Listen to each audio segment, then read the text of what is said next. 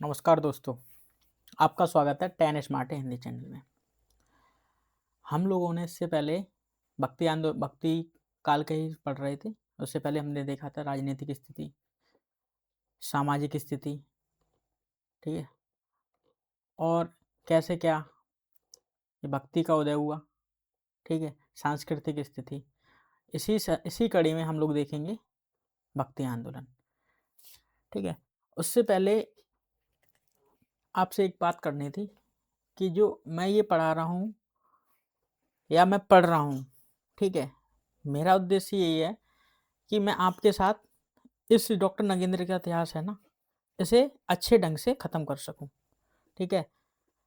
इससे क्या होगा ना कि आपको एक दिशा मिलेगी, ठीक है? किताब है, अच्छी किताब है और मैं कह रहा हूँ एक बार मेरे साथ पढ़ लो और एक बार आप खुद स्वयं पढ़ो, तो आपको एक कॉन्फिडेंस आएगा, ठीक है?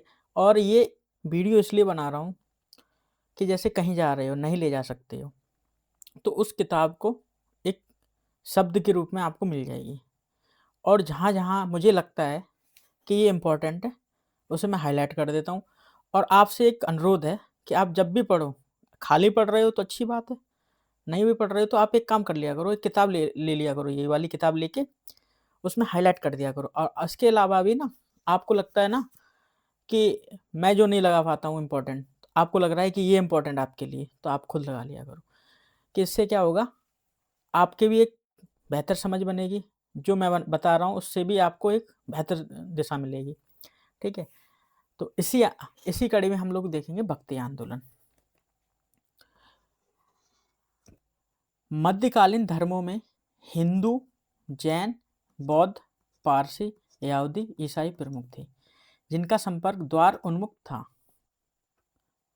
लोक विश्वासों पर आधारित लोक धर्म की निष्ठा किसी धर्म विशेष के प्रति न थी। उसका धर्माचार परंपरागत चमत्कार प्रभावित था।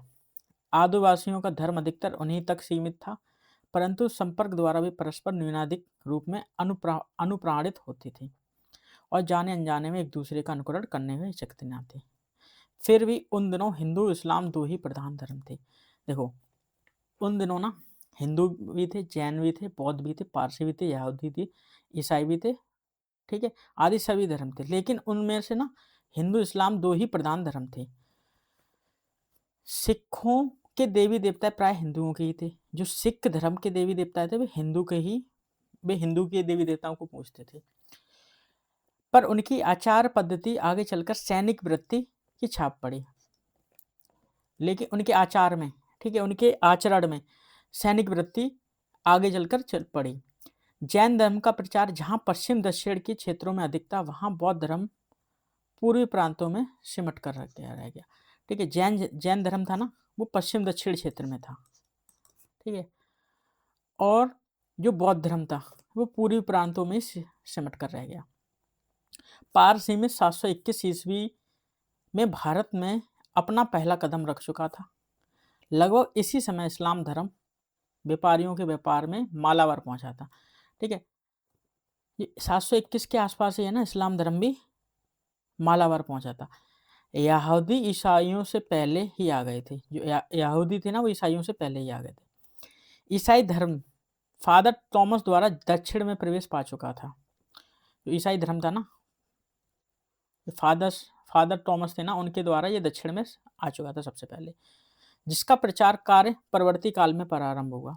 हिंदू धर्म इस्लाम के संपर्क से मात्र व्यक्तिगत साधना का केंद्र न रहकर सामूहिक साधना के रूप धारण करने लगा था। उसमें आंदोलनकारी प्रवृत्तियां उभरने लगी थी। फलस्वरूप प्राय सभी धर्मों के युगानुरूप परिस्थिति के अनुसार पंथों, संप्रदाय और उप संप्रदायों तक सृष्टि होने लगी, जिनका मुख्य उद्देश्य आत्मनिरीक्षण, परिस्थिति परीक्षण द्वारा आवश्यक सुधार करके परंपरागत आचार विचारों को किसी न किसी रूप में प्रश्रय देकर उन्हें जीवित रखना था। इस प्रयास में वैष्णव धर्म ने भागवत संप्रदाय के रूप में नेतृत्व किया, व्यापक प्रभाव डाला। या वैष्णव संप्रदाय को महत्व को समझाया गया कि उन्होंने किस तरह से हिंदू धर्म पर व्यापक प्रभाव डाला, कि जो भक्ति आंदोलन के सूत्रपात में कैसे व्यापक में उन्होंने अपना महत्व दिखाया, जिसके माध्यम से भक्ति आंदोलन का सूत्रपात हुआ। उस उनके अनुकरण के अन्य धर्मों ने भी अपनी अपनी सीमाओं में आवश्यक संशोधन परिवर्तन किए। हिंदू धर्म के अंतर्गत शैव, शाक्त, सौर, स्मार्त, गणपत्य की गणना की जाती थी। पंचदेवोपासना के परिणाम स्वरूप इनमें से सौर और गाणपत्य वैष्णव धर्म के अंतर्लीन हो चले। ठीक है, हिंदू धर्म के अंतर्गत कौन कौन आते थे? शैव थे, शाक्त थे, सौर थे, स्मार्त थे और गाणपत्य के थे। पांचदेवोपासना की तरह परिणाम स्वरूप ये सौर गाणपत्य थे ना, वो वैष्णव धर्म में ही विलीन हो गए। शेष तीनों में शैव और शाक्त धर्म कदाचित वैष्णव धर्म के अधिक प्राचीन थे। शैव धर्म के अंतर्गत मध्यकाल में पशुपात, वीरशैव, लिंगायत, कश्मीरी शैव संप्रदाय विख्यात थे। जो शैव धर्म के अंतर्गत ना कौन कौन थे मध्यकाल के अंतर्गत? इसमें शैव धर्म में पशुपात आते थे, वीरशैव आते थे, लिंगायत आते थे, कश्मीरी शैव, ठीक है, संप्रदाय जो थे वो विख्यात थे। उप संप्रदायों का गठन हो गया इन्हीं के अंतर्गत, जो उप संप्रदाय भी बनने लगे। शिव योग साधना के प्रवर्तक तथा आदि गुरु माने जाते हैं। ठीक है, ये इंपॉर्टेंट है। जो शिव थे ना, वो योग साधना के प्रवर्तक और आदि गुरु माने जाते थे। ऐसे ही उप संप्रदायों में नाथ योगी संप्रदाय की गणना की जाती है। ये नाथ योगी संप्रदाय था, इसका उप संप्रदाय के रूप में देखा जा सकता है। इसके नायकों के एवं ने प्रचार का माध्यम देसी भाषाओं को बनाया। ठीक है, इनके अनुयायियों ने इनका मतलब उत्थान करने वालों ने ना, जो अपने ये प्रचार का माध्यम है ना, जो शैव धर्म का प्रचार का माध्यम, वो उन्होंने देसी भाषा में बताया। देसी भाषा में इसलिए बनाया कि जो आम जन तक इसकी पहुंच सके, पकड़ पहुंच सके। इसलिए इन्होंने जो माध्यम था ना, उन्होंने अपनी भाषा का वो देसी रखा कि उस टाइम पे अगर साहित्यिक भाषा रख देते तो शायद उस टाइम की जो भाषा थी ना, साहित्यिक भाषा, तो शायद उतनी पकड़ नहीं बना पाते थे। इसलिए ना देसी भाषा को उन्होंने अपने प्रचार का माध्यम बनाया। वैष्णव धर्मानुयायी स्वामी रामानंद एवं उनके अनुयायियों ने भी लोक प्रचलित भाषाओं का आश्रय लेकर उन्हें प्रश्रय दिया। ठीक है, जो वैष्णव धर्म भी था ना, वैष्णव धर्मानुयायी रामानंद और उनके अनुयायियों ने भी ना, जो लोक प्रचलित भाषा थी, जो लोक में ज़्यादा प्रचलित थी ना, उसका आश्रय लेकर अपना प्रचार किया। इसी प्रकार अन्य संप्रदायों ने अपने अपने भाषा के प्रचार के लिए क्षेत्रीय भाषाओं को, जो उस समय अन्य संप्रदाय भी चलते थे ना, उन्होंने भी ना अपने क्षेत्रीय भाषाओं को प्रचार किया। क्योंकि भाषा का बहुत बड़ा रोल हो जाता है कि लोगों तक अपनी बातों को पहुंचाना, एक दूसरे से जुड़ना, संस्कृति से जुड़ना। ठीक है, इसीलिए ना लोक भाषा को उन्होंने पकड़ बना के रखा और अपने प्रचार को, अपने जो संप्रदाय थे ना, उनका प्रचार प्रसार किया। ठीक है, ये एक मूल कारण है कि भाषा का बहुत बड़ा रोल है कि इनके ये शैव धर्म में, वैष्णव धर्म में भाषा का बहुत बड़ा रोल देख सकते हैं कि इनके प्रचार प्रसार के लिए। ठीक है, अब देखें वैष्णव धर्म मूलतः भक्ति प्रधान है। ठीक है, ये इंपॉर्टेंट लगा दो। जो योग साधना के प्रवृत्ति होने के कारण उसमें यथकिंचित प्रभावित कहला सकता है। 5 रात के माध्यम से तंत्र साधना के तत्व किसी न किसी रूप में इससे समाविष्ट है। 5 रात्रि के माध्यम से ना, इसमें तंत्र साधना के रूप में कुछ ना कुछ इसमें तत्व हैं। इसमें 5 रात्र मत पर ही मूर्ति विधान, मंदिर निर्माण की व्यवस्था मुख्यतः आधारित है। ये 5 रात्र मत है ना, इसके कारण ही, मत के कारण ही मूर्ति विधान है और मंदिर निर्माण की व्यवस्था इसी पर आधारित है। ठीक है, वैष्णव धर्म संप्रदायों और उप संप्रदायों की सृष्टि प्रधानतः इनके आचार्यों अथवा प्रवर्तकों द्वारा दार्शनिक सिद्धांतों की व्याख्या करने के कारण हुई। द्वैत, द्वैताद्वैत, विशिष्टाद्वैत, भेदाभेद, शुद्धाद्वैत आदि इन्हीं के परिणाम हैं। इनके द्वारा अपनाई गई, ठीक है, भक्ति किसी ना किसी दर्शन पर आधारित है। जो ये भक्ति अपनाई गई ना, द्वैत वैसे द्वैताद्वैत, विशिष्टाद्वैत, भेदाभेद, शुद्धाद्वैत, इनमें से किसी ना किसी रूप में अपनाई गई है। ठीक है, ये दर्शन है। फलतः ये स्वयं एक दूसरे से पृथक मानने लगे थे। जो ये तो हैं एक ही उसी वैष्णव धर्म से ही, पर लेकिन इन्हें एक दूसरे से अलग मानने लगे। परंतु दूसरी ओर ऐसे वैष्णव मतावलंबी उपसंप्रदायों का भी अस्तित्व था जो किसी दार्शनिक सिद्धांत पर बल देना अनिवार्य नहीं समझते थे। ठीक है, जो दार्शनिक सिद्धांत है ना, जैसे द्वैत हो गया, द्वैताद्वैत, विशिष्टाद्वैत, भेदाभेद, शुद्धाद्वैत, ये इन पर विश्वास ही नहीं रखता था। जैसे रामावत, सहजिया, वारकरी, महानुभाव, पंचसखा ऐसी उप संप्रदाय हैं। ठीक है, ये उप संप्रदाय के रूप में ये पूछ सकता है कौन कौन से हो गए वैष्णव धर्म के? रामावत, सहजिया, वारकरी, महानुभाव, पंचसखा। ठीक है, इनका कोई दर्शन पे आधारित नहीं है, ये एक मतलब स्वतंत्र रूप से है, इनका कोई मतलब नहीं है दर्शनों पर। जैसे ये द्वैत अद्वैत ये सब दार्शनिक रूप से आधारित है, इनका कुछ ना कुछ इनके पीछे दर्शन है। ठीक है, शाक्त धर्म में भी दक्षिण मार्गी और वाम मार्गी नामक दो श्रेणियां बन गई। जो शाक्त धर्म था ना उसमें दक्षिण मार्गी और वाम मार्गी दो श्रेणियां बन गई। कबीर ने वाम मार्गी शाक्तों के प्रति विरति और अनास्था प्रकट की, जो बहुधा अनाचार तक लिप्त हो जाया करते थे। ठीक है, जो वाम मार्गी शाक्त थे ना वो अनाचार में लिप्त हो जाया करते थे, इसीलिए कबीर ने ना इनके प्रति व्रति और अनास्था प्रकट की। हिंदू धर्म को सुव्यवस्थित करने के लिए शंकराचार्य ने स्मार्त संप्रदाय की स्थापना की। ठीक है, किसने की? शंकराचार्य ने। किसकी स्थापना की? स्मार्त संप्रदाय की स्थापना की, हिंदू धर्म को सुव्यवस्थित करने के लिए। ये वन लाइनर में ना ये सीधी सीधी लाइन उठा सकते हैं, ये इसीलिए इंपॉर्टेंट है। ठीक है, आप लोग इसको चाहो किताब में इंपॉर्टेंट लगा लो, चाहो इसके आप नोट्स बना लेना। ठीक है, पहले लोग आप लोग क्या करो ना, ये किताब लेके पढ़ रहे हो ना, तो आप सबसे पहले क्या करो ना, इसमें ये ना आप इंपॉर्टेंट लगा लो, चाहो पेंसिल से लगाओ, चाहो पेन से लगाओ, जैसे आपको सुविधा हो। ठीक है, पहली बार में हाईलाइट मत करना, हाईलाइट करने से ना मेरा पर्सनल मत है कि किताब थोड़ी वैसी हो जाती है। आप फिर उसकी आपकी मर्जी है, जैसा आपको उचित लगे वैसा कर लेना। जिससे पंचदेवोपासना की व्यवस्था की गई। आगे चलकर इसमें अंधविश्वास ने स्थान पा लिया। स्मार्त संप्रदाय जिससे पंचदेवोपासना की व्यवस्था की गई। ठीक है, इसमें भी अंधविश्वास आ गए आगे, जिसमें भक्ति का मूल रूप धूमिल पड़ गया। जो भक्ति थी ना वो एकदम फीकी पड़ गई, क्योंकि अंधविश्वास आने से ये भक्ति थी ना वो इसका मतलब स्मार्त संप्रदाय में वो फीकी पड़ गई। पारलौकिक फल की आशा में लौकिक मर्यादाओं के बंधन कसते गए। तीर्थ और मंदिर व्यापार केंद्र से लगने लगी। पंडो पुरोहितों में के आचार व्यवहार मर्यादा का उल्लंघन कर उच्च श्रृंखलता का कोटि तक पहुंच गए।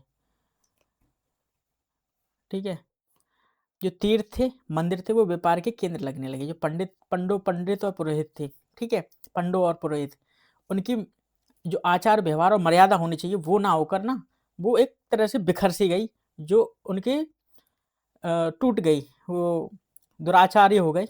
दुराचारी नहीं कह सकते, एक तरह से वो आचार विहीन हो गए। ठीक है, तो इस तरह से आप देख सकते हैं कि ये तीर्थ थे ना और मंदिर थे वो व्यापार के केंद्र लगने लगे, कि लोग उसी तरह से अपना फायदा उठाने लगे थे, कि हाँ अपना कि व्यापार के रूप में इसे देखने लगे थे। अब आगे आते हैं इसी क्रम में। श्रमण धर्म के अंतर्गत बौद्ध और जैन मतों की गणना की जाती है। ठीक है, जो श्रमण धर्म के अंतर्गत बौद्ध और जैन मतों की गणना की जाती है, जिनका लोक धर्मी होने के कारण निर्गुण भक्ति पर न्यूनाधिक प्रभाव पड़ा। निर्गुण भक्ति पर थोड़ा बहुत इनका प्रभाव पड़ा। जैनियों को तपोनिष्ठ नैतिक और आचार पद्धति और बौद्धों के निर्माण शून्य तत्व माध्यम मार्ग आदि का प्रभाव उन पर पड़े बिना न रह सका। ठीक है, जैनियों के जो तपनिष्ठ थे ना और नैतिक आचार पद्धति ये भी उनके निर्गुण भक्ति पर पड़ा। बौद्धों के निर्वाण शून्य तत्व मध्यम मार्ग ये भी उनका मतलब उन पर निर्गुण भक्ति पर पड़ा। मध्यकाल में उक्त दोनों धर्मों में पुराणपंथी परंपराओं के प्रति असंतोष बढ़ने लगा। फलस्वरूप हास्योन्मुख प्रवृत्तियां की बाढ़ को रोकने के लिए सुधारवादी आंदोलन का तांता सा लग गया। उदाहरण, बौद्ध धर्म की महायान शाखा में विभिन्न यानों की वृद्धि होती गई। मंत्रयान, वज्रयान, सहजयान और कालचक्रयान जैसे उपसंप्रदाय इसी परिणाम है। संतों ने कदाचित इसी कारण से सभी को फटकारा कि उन्होंने मूल प्रश्न को छोड़कर बाह्य विधानों का वितंडा खड़ा कर दिया। मध्यकालीन भक्ति आंदोलन की ऐसी बातों को विरोध जोर पकड़ता जा रहा था, जिसमें सूफी साधकों ने भी महत्वपूर्ण योग दिया।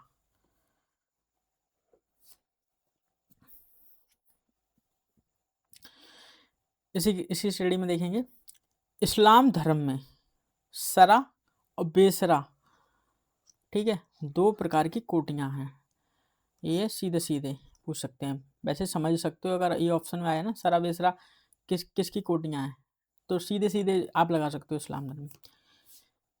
इसमें सरा सनातनी है और बेसरा मस्तमौला फकीर, जो कभी कभी पीर पैगंबर और चमत्कारपूर्ण करिश्मों का आश्रय लिया करते हैं। ये अपने क्रियाकलापों में इस्लाम के मूल सिद्धांतों की उपेक्षा तक कर दिया करते हैं। ठीक है, जो बेसरा हैं, बेशरा लोग हैं ना, जो इस्लाम के मूल सिद्धांत है ना, उनकी उपेक्षा तक कर दिया जाता है। इनका एक समुदाय मज्जूब नाम से प्रसिद्ध है। किनका? बेशरा लोगों का, जिसके अनुयायी ना तो रोजा नमाज मानते हैं, ना पैगंबर के प्रति आस्थावान है। ठीक है, बेसरा साधक मलामती कहलाते हैं, जो खुदा कृपा पात्र समझे जाते हैं।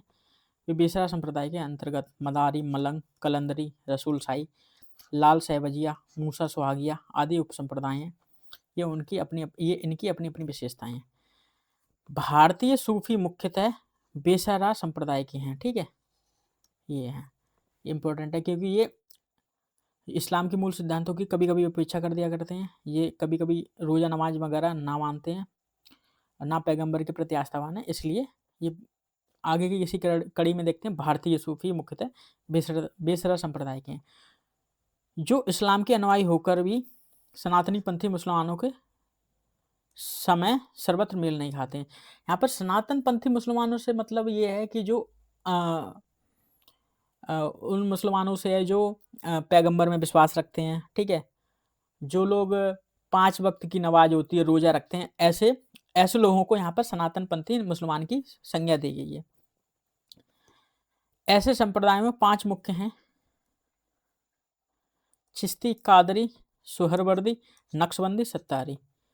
चिश्ती संप्रदाय के 2 संप्रदाय हैं, साबरी और निजामी। फिर भी निजामी की 2 शाखाएं हैं, हिसामी और हायसाई। इस प्रकार कादरी संप्रदाय की 2 शाखाएं हैं, बहाविया और रजाकिया। इनकी प्रशाखाएं हैं मुकीम शाही, नौशाही। नौशाही के प्रवर्तक हाजी मोहम्मद बतलाए। इनके 4 शिष्यों में से 2 का नाम पर शाखाएं पाक रहमानी और सचियारी के रूप में प्रसिद्ध हुई। इसी प्रकार केसर शाही और बेनवा जैसे 2 अन्य संप्रदाय भी हैं। पंजाब के ऐसे ही संप्रदायों में हुसैन शाही, मियाँ खेल संप्रदायों के नाम लिए जाते हैं। सुहरवर्दी संप्रदाय के अंतर्गत जलाली, मखदूमी, मीरन शाही, दिला शाही, इस्माइल शाही आदि शाखाएं हैं। नक्शबंदी सूफियों को सनातनी मुसलमानों को बहुत सम्मान प्राप्त है। औरंगजेब इन्हीं का मुरीद था। इन्हें संगीत व नृत्य के अतिरिक्त पीर पूजा, समाधि पूजा, दीपदान जैसी पद्धति स्वीकार नहीं है। ठीक है, जो नक्शबंदियों को ना पीर पूजा है, समाधि पूजा है, दीपदान ऐसी पद्धति स्वीकार नहीं है। सत्तारी संप्रदाय वाले कादरी संप्रदाय वालों की तरह वस्त्र धारण करते हैं। इनमें कुछ भी है ऐसे भी हैं जो बाल नहीं रखते हैं, धार्मिक पाबंदियों के प्रति उदासीन रहते हैं। जो हो, सूफी संप्रदाय भी भक्ति आंदोलन के प्रभाव से अछूता न रह सका। उसकी भक्ति प्रेमा भक्ति के सांचे में ढलने लगी थी। ठीक है, सूफी संप्रदाय की भक्ति ना प्रेमा भक्ति के रूप में, सांचे के रूप में ढलने लगी थी। ठीक है, केरल का शास्ता पूजक संप्रदाय, बंगाल के धर्म ठाकुर सहजिया, बाउल, सत्यपीर, कर्तावाजा आदि संप्रदाय, उड़ीसा का पंचसखा संप्रदाय, महाराष्ट्र के बारकरी और महानवा संप्रदाय भक्ति आंदोलन की ही उपज है। ठीक है, ये है ना केरल का शास्ता पूजक संप्रदाय। पूछ सकता है, ये इंपॉर्टेंट इसीलिए कि कौन कौन से भक्ति आंदोलन की उपज माने जा सकते हैं। जैसे केरल का शास्ता पूजक संप्रदाय हो गया, बंगाल के धर्म ठाकुर सहजिया, बाउल, सत्यपीर, कारताबाजा। ठीक है, उड़ीसा का पंचसखा संप्रदाय, ये पूछा भी गया है। महाराष्ट्र के बारकरी और महानुभाव संप्रदाय भक्ति आंदोलन की उपज है, जिनमें अनुयायियों द्वारा भक्ति की रचना हुई है। इस प्रकार भक्ति साहित्य का विपुल भंडार समृद्ध हुआ है। अब इसी क्रम में देखेंगे ललित कलाएं। ठीक है, इसकी क्या भूमिका रही है। भक्ति आंदोलन की लोकप्रियता इतनी बढ़ी कि कला के क्षेत्र में इसकी स्पष्ट छाप लक्षित होने लगी। मोटे तौर पर काव्येतर कला क्षेत्र 4 वर्गों में विभक्त है। कौन कौन से 4 वर्ग हैं वो देखेंगे हम लोग। वास्तुकला हो गया, मूर्ति कला हो गया, चित्रकला हो गया, संगीत कला।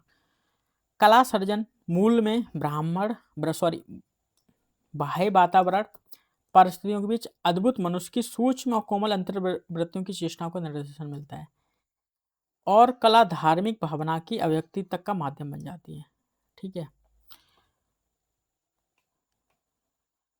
कला का स्तर तब और अधिक उजागर हो जाता है जब वह चमत्कारिक बोध से ऊपर उठकर मिथ और इतिहास को भी आश्रय ग्रहण कर लेती है। इसी क्रम में देखेंगे वास्तुकला। ठीक है, वास्तुकला में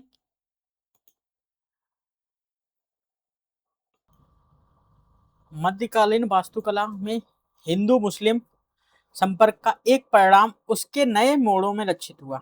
ठीक है, हिंदू मुस्लिम संपर्क का एक परिणाम यहाँ पर देखने को मिलेगा। इस्लाम में अपने अभियान में जिन देशों को अधिकृत किया, उनसे लक्ष्यगत भेद के कारण भारत की स्थिति कदाचित भिन्न थी। आदर्शवादी और यथार्थवादी मतों का द्वंद्व था। यहाँ पर हिंदू मुस्लिम में द्वंद्व की स्थिति थी, आदर्शवादी मतों में और यथार्थवादी मतों में। एक यदि अधिक कल्पनाशील था, इन लोगों में से एक अधिक कल्पनाशील था, तो दूसरा भौतिकता परायण, जो भौतिकता में रहा जाता था। दोनों परस्पर विरोधी लगते थे, जो दोनों एक दूसरे के विरोधी थे। इसका प्रभाव इनकी कलाओं पर भी पड़ने लगा। ठीक है, जो ये द्वंद्व के रूप था ना, इनका प्रभाव है ना कलाओं पर भी पड़ने लगा, जिसका प्रमाण हम इनके देवालों और मस्जिदों में लक्षित होता है। ठीक है, जिनके परिणाम के रूप में हम देवालय भी देख सकते हैं और मस्जिदों की विरोधी परिणाम थे ना, इनके जो लक्षण है ना, इनमें देखे सकते हैं प्रमाण के रूप में।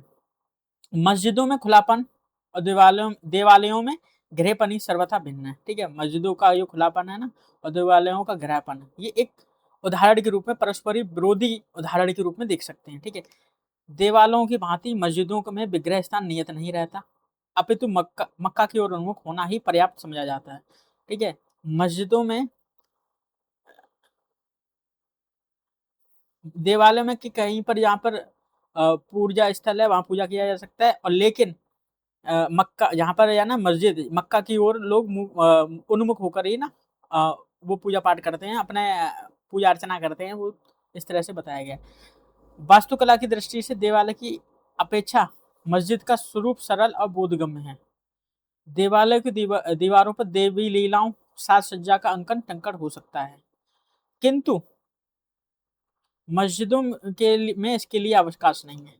ठीक है, जो मंदिर वगैरह है ना, देवालय, उनमें देवी देवता की लीलाओं का, उनके रूप सौंदर्य का, साज सज्जा का अंकन, मतलब उनको अंकित कर सकते हैं, लिख सकते हैं, उनके बारे में हो सकता है। लेकिन ये मस्जिद है ना, उसमें ऐसा नहीं हो। ये वास्तुकला के अंतर्गत देख रहे हैं कि इनमें हिंदू मुस्लिम में मत के कैसे विरोधी है, कि एक आदर्शवादी मत है, एक यथार्थवादी मत है। ठीक है, इस तरह से देखा जा सकता है कि उनमें एक तो कल्पनाशील है, उसमें से एक भौतिकता परायण है। ठीक है, ये दोनों परस्पर, ये उनके उदाहरण के रूप में देख सकते हैं कि मंदिरों में देवी देवताओं के साज सज्जा और उनके बारे में लिखना, उनके बारे में टंकित करना, ठीक है, ये सब हो सकता है। लेकिन जो मस्जिद है ना, मस्जिद में उनमें ऐसा कुछ नहीं होता है। फिर भी रंग बिरंगे पत्थरों के प्रयोग द्वारा मस्जिदों को भी अलंकृत करने का प्रयास पाया जाता है। ठीक है, कहीं कहीं जो रंग बिरंगे पत्थर है ना, उनसे भी मस्जिदों को सौंदर्यीकरण करने का प्रयास किया गया है। इस प्रकार इस क्षेत्र के दोनों सामंजस्य में पर्याप्त कठिनाई का सामना करना पड़ा। हिंदुओं की लयात्मक प्रवृत्ति से भिन्न मुसलमानों की औपचारिकता थी। फिर भी कालांतर में सहवास के कारण दोनों में परस्पर वैचारिक आदान प्रदान संभव हुए। ठीक है, दोनों बाद में ना, इन दोनों में भी ना, कि इतने मतभेदों के बाद भी ना, इन दोनों की जो वैचारिक आदान प्रदान है ना, बाद में वैचारिक आदान प्रदान थे विचार के, वो भी संभव हो सके। मतभेदों पर मानवीय भावनाओं की विजय हुई, वास्तुकला पर इससे प्रभावित हुए बिना न रह सके। भारतीय राजगीर शताब्दियों से पत्थरों के विशाल देवालय तैयार करने में अभ्यस्त थे, किंतु मध्यकाल में इसके आगे विकास न कर सके। ठीक है, जो भारतीय मिस्त्री थी ना, राजगीर मिस्त्री, वो पत्थरों के विशाल देवालय तैयार कर सकते थे। ठीक है, लेकिन जो मध्यकाल आने के बाद उसका विकास आगे संभव नहीं हो सका। वे भवन निर्माण में कड़ियों से काम लेते थे, जबकि मुस्लिम राजगीर इसके विपरीत मेहराबों की सहायता लेते थे। भारतीय राजगीरों में ने भी मुस्लिम प्रभाव ग्रहण कर मेहराब बनाना आरंभ कर दिया। ठीक है, जो भारतीय राजगीर थे ना, उसने मुस्लिम के प्रभाव में आकर ना मेहराब, जैसे मुस्लिम राजगीर है ना, मेहराब बनाया करते थे, ये भी लोग मेहराब बनाने लगे। ठीक है, शिखर का स्थान मीनारों से पृथक बना रहा। मुस्लिम आदेशों पर भारतीय राजगीरों द्वारा निर्मित भवनों को भारतीयता की छाप स्पष्ट है। मुस्लिम वास्तुकला कई रूपों में विकसित हुई, किंतु भारतीय वास्तुकला अधिकतर देवालों और हिंदू महलों तक सीमित रही। ठीक है, जो मुस्लिम वास्तुकला थी ना, वो कई रूपों में विकसित हुई, लेकिन जो भारतीय वास्तुकला थी वो मंदिर हिंदू महलों तक ही सीमित रही। इस प्रकार उन दोनों वास्तुकलाओं के दो रूपों में व्यक्ति, धार्मिक और धर्मनिरपेक्ष। ठीक है, दो रूप देख सकते हैं वास्तुकला के। दो रूपों में, किस रूप में? एक तो धार्मिक रूप में और धर्मनिरपेक्ष रूप में। वास्तुकला के तत्कालीन उदाहरणों में हमें दिल्ली के कुतुब मीनार और अजमेर के अढ़ाई दिन का झोपड़ा के नाम ले सकते हैं, जो किसी एक परंपरा का अनुकरण नहीं पाया जाता। मकबरों का निर्माण उस युग की अपनी विशेषता है। मुस्लिम वास्तुकला का विकास क्रम तीन रूपों में पाया जाता है। ठीक है, कौन कौन से हैं मुस्लिम वास्तुकला के रूप में? हम देख सकते हैं। नंबर 1 दिल्ली सल्तनत कालीन। नंबर 2 सूबेदारी अथवा प्रांतीय शासन व्यवस्था कालीन। नंबर 3 मुगल कालीन।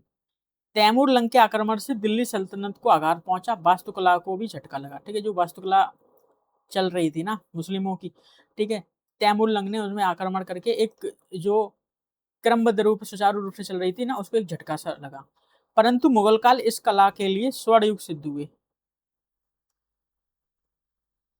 ताजमहल का निर्माण इस युग की सर्वश्रेष्ठ उपलब्धि है।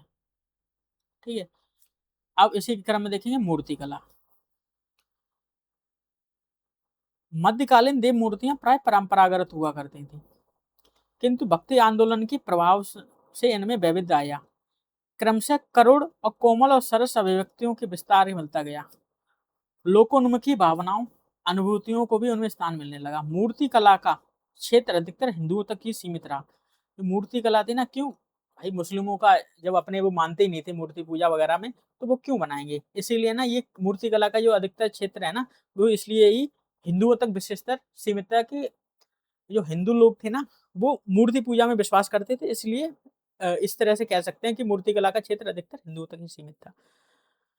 बौद्ध और जैन मूर्ति कला के विकास में प्रचलित रूढ़ियों के कारण अधिक विश्वास की गुंजाइश न थी। ठीक है, तत्कालीन राजनीतिक परिस्थितियों भी मूर्ति कला के विकास में अधिक सहायक नहीं हो सकती। जो राजनीतिक परिस्थिति में ये थी कि मूर्तियों का तोड़ देना, उनको नष्ट कर देना, इसीलिए ना जो राजनीतिक स्थिति को मूर्ति कला के विकास में इसीलिए सहायक, अधिक विकास के सहायक सिद्ध नहीं कह सकते हैं, क्योंकि उस टाइम पे राजनीतिक परिस्थिति इस तरह से थी कि भाई इस्लाम में मानते नहीं थे, तो जो इस वो आए थे ना इस्लाम आक्रांता आक्रमणकारी, इसलिए ना मूर्तियों का तोड़ना वगैरह स्टार्ट कर दिया, इसीलिए विकास में उसकी सहायक सिद्ध नहीं हो सकी। इसके विपरीत कहीं कहीं बाधक ही बनी। इस्लाम में मूर्ति पूजा का कोई स्थान ना महत्व था। पारसी और यहूदी धर्मों में लीला तत्व का स्थान ना होने के कारण मूर्ति कला के विकास की संभावना न थी। ठीक है, ना तो इस्लाम में था, ना तो पारसी और यहूदी में, कि यहूदी में मतलब ना तो लीला तत्व होते थे, ना मूर्ति कला के मूर्ति वगैरह को मानते थे, इसलिए ना सिद्ध हो सकी। ईसाई धर्म कदाचित भारतीय मूर्ति कला में तब तक कोई उल्लेखनीय स्थान नहीं बना सका। ठीक है ना, ईसाई धर्म में, ईसाई धर्म भी मतलब मूर्ति कला का मानता था, इसलिए भी नहीं हो सका।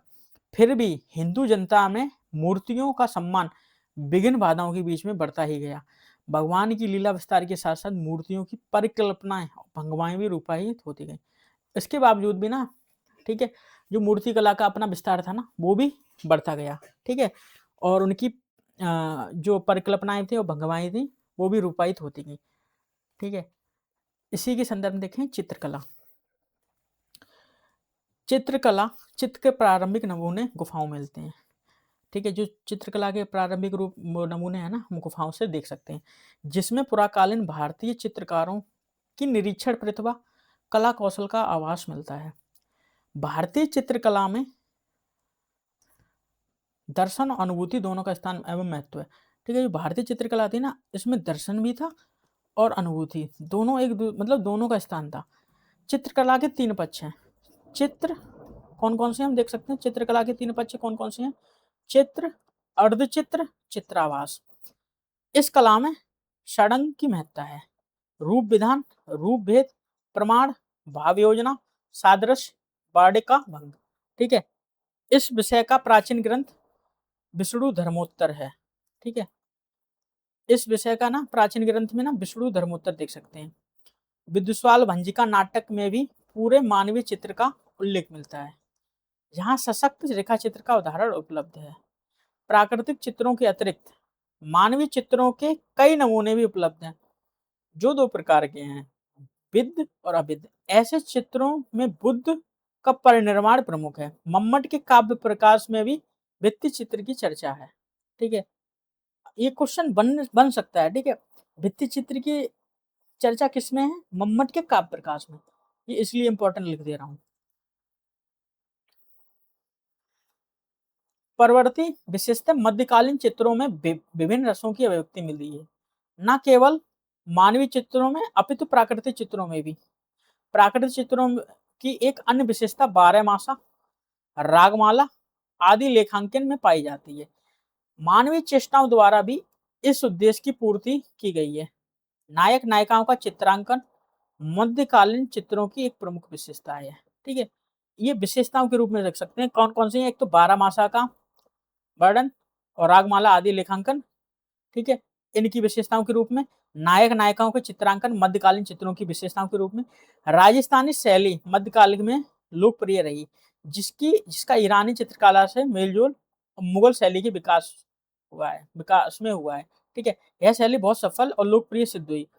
हुमायूं के साथ ईरान के दो चित्रकार मीर और सैयद अली और अबूद समद ईरान से भारत आए। जंगली जंतुओं के शिकार, युद्ध क्षेत्र की वीरता, दरबारी के जीवन दृश्य, जल विहार, वाटिका मनोरंजन, धार्मिक जीवन के विविध प्रसंग मध्यकालीन चित्रों की मुख्य विशेषताएं हैं।